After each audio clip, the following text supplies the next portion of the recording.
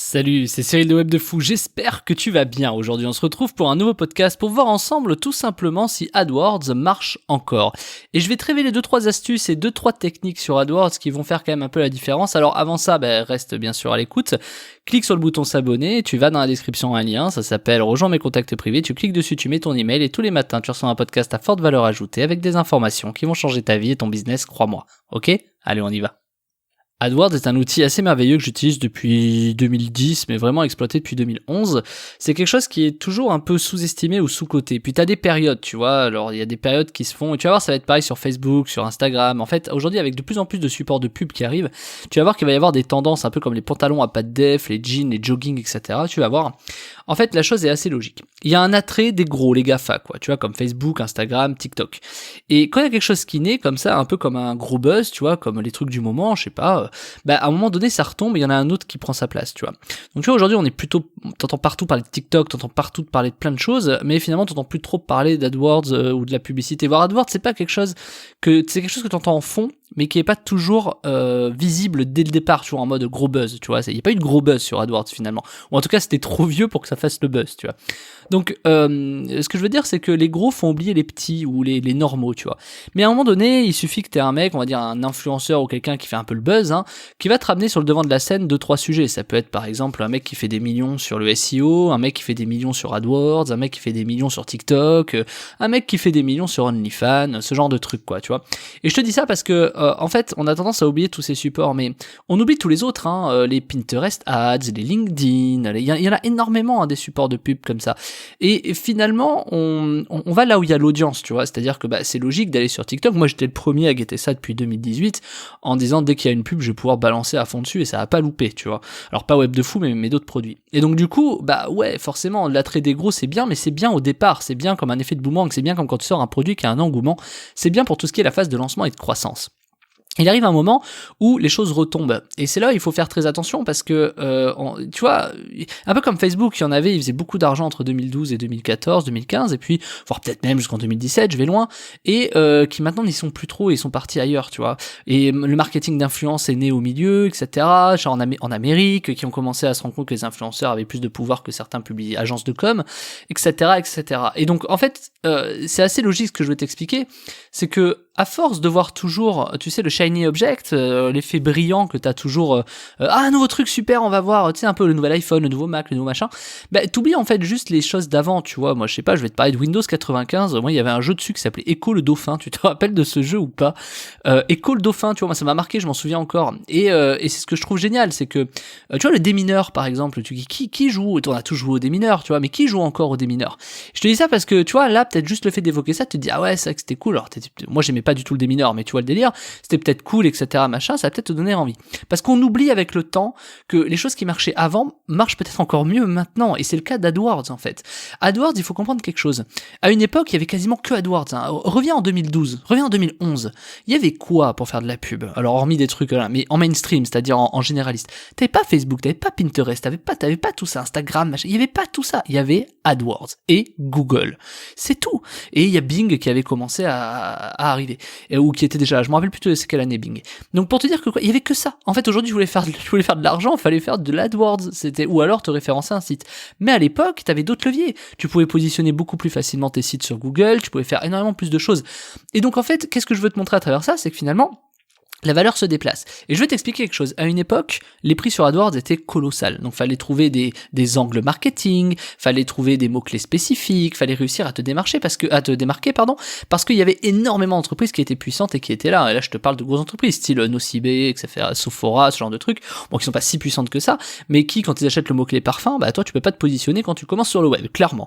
Donc, qu'est-ce qui se passe? C'est là où a commencé à naître beaucoup de sujets, beaucoup de différentes façons, beaucoup de gros hacking, ça a commencé à être un peu l'époque. D'ailleurs, voilà, aujourd'hui tu vois sur YouTube des gens, on est tous arrivés du même endroit en général, ça vient au départ d'un petit forum sur le dating, je te passe les détails, mais tous ceux que tu vois aujourd'hui sur le web qui parlent de Black Hat, qui parlent de pub, ils sont tous passés par là. Alors des fois t'as des disciples de mecs que tu connais pas, mais en gros t'as quand même beaucoup de gens maintenant sur YouTube qui sortent de là-bas.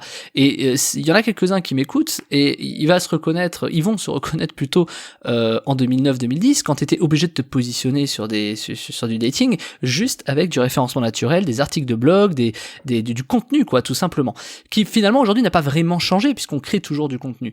Mais à l'époque, la seule façon de faire de la pub, c'était AdWords. Et ça, c'est vraiment terrible. C'est vraiment terrible pour le business parce que imagine, t'avais un problème sur AdWords, alors on ne fermait pas les comptes comme ça. Mais voilà, fallait te positionner sur certains mots-clés. Clairement, c'était très compliqué. Donc, qu'est-ce qui s'est passé? Eh ben, je te donne un exemple. Il y a peut-être 1 milliard de personnes, attends, pardon, je pars en sucette.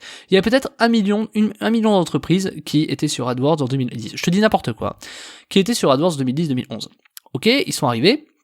AdWords a littéralement tué les premières places des sites, c'est-à-dire qu'il y en a, moi je connais des gens qui ont coulé leur entreprise, ils ont mis la clé sur la porte, ils sont repartis salariés, parce que AdWords est arrivé dans ce qu'on appelle le triangle d'or. Tu sais, c'était les 3 premières positions. Alors à l'époque, t'avais un background sur les annonces, c'était un peu jaune, je sais pas si tu te rappelles, un peu orangé jaune, et ça mettait en avant les annonces. Maintenant, ça y est plus, t'as l'impression que c'est un site, il y a juste marqué annonce à côté, mais à une époque, il y avait un fond un peu orangé, jaune, voilà.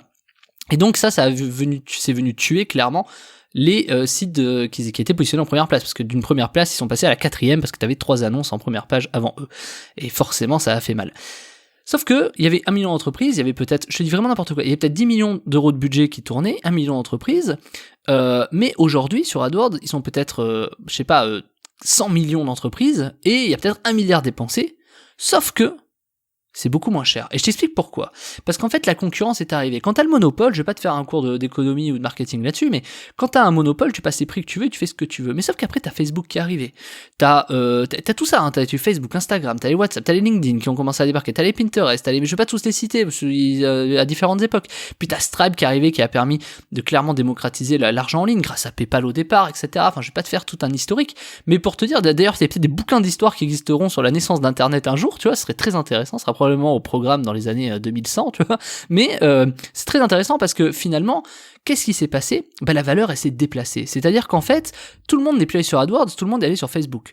Tout le monde, voilà. Souviens-toi, il y a quelques années, on disait, ouais, les blogs, c'est fini. Alors, c'est plus ou moins vrai, plus ou moins faux. En fait, rien n'est jamais fini, hein. Quand t'as quelqu'un qui te dit, ouais, c'est mort, c'est fini, ça c'est la nouvelle tendance, quelque part, il a raison, mais tu sais quoi? Fais exactement l'inverse. Quand toutes les personnes qui te disent c'est fini, parfait, laisse-les se barrer. Parce que toi, en restant là, tu vas réussir à faire encore plus d'argent parce que tout le monde va se barrer, donc les prix vont baisser, donc tu vas pouvoir en fait ramasser beaucoup de trafic.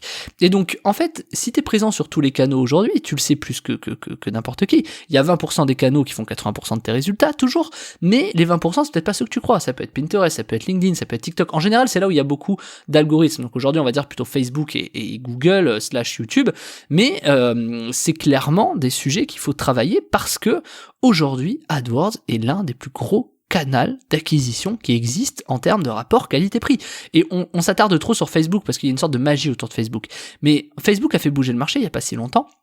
Parce qu'à force de fermer des comptes et des machins, mettre leur CBO, leurs trucs, leurs bidules, maintenant ils vont limiter le nombre de campagnes. À force de mettre trop de contraintes, bah les gens ils se barrent quoi. Après ça reste Facebook. Facebook restera quand même toujours un peu le haut du panier quoi, tu vois. Mais finalement AdWords etc. À une époque c'était super cher, mais finalement aujourd'hui c'est de moins en moins cher. Et puis t'as des techniques de dingue pour faire beaucoup plus d'argent, te positionner à des endroits qui sont colossales, tu vois, te positionner à des endroits que personne ne pense, tu vois. D'ailleurs il faut tout sauf suivre les règles sur AdWords parce que le fait de suivre les règles comme un bon élève ne te fait absolument jamais gagner d'argent. Donc faut réussir à être un peu inventif, tu vois. Et pour être inventif et voir de vraies techniques sur AdWords, pour exploser tes scores, tes CPC, tes résultats, pour avoir des coûts d'acquisition tellement faibles, enfin bon bref, pour avoir des trucs hyper intéressants, ben moi je t'ai préparé une formation qui s'appelle 252% de prospects en plus sur AdWords. Je vais t'apprendre plusieurs choses là-dedans. Je vais t'apprendre par exemple comment est-ce que tu peux te positionner, peu importe le secteur, sur des mots-clés qui vont te coûter pas cher et qui vont t'attirer du trafic. En fait c'est clairement des mots-clés nichés, peu importe les types de niches, peu importe tes produits. Je vais t'apprendre également comment faire une landing page si tu captes des emails qui va te permettre de transformer entre 15 et 30%, tu vois, de la landing page. Je te montrerai les trucs dessus. Je te montrerai, en fait, c'est quoi, on va voir l'anatomie d'une très bonne page d'une très bonne landing page. Moi, avec ces landing pages, j'arrive à avoir jusqu'à 50% de leads. Ça paraît énorme, entre 45 et 52%. Si t'avais pris une de mes anciennes formations, tu vois de quoi je parle. À force de faire certains A/B testing, je me suis rendu compte que, bah, finalement, t'avais des pages de capture qui marchaient très très bien.